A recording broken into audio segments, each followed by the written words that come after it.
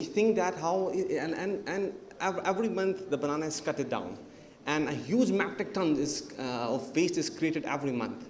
And as a mechanical engineer, I got a research that how can we use this waste for Pakistan and empowering the local farmers, local banana farmers, that they can earn something from their waste as well. So we found a treasure in the waste banana stems in the form of strong fibers, in the form of natural liquid fertilizer, and the third thing is that in the form of organic and natural mulch. We are on board with the top export textile industry, Interloop, Sapphire and Zaman, and also Kotri. We do an R&D and found that this banana fibers can mix with cotton to make a yarn. I have my product on the stage, but it's first ever banana fiber yarn in Pakistan.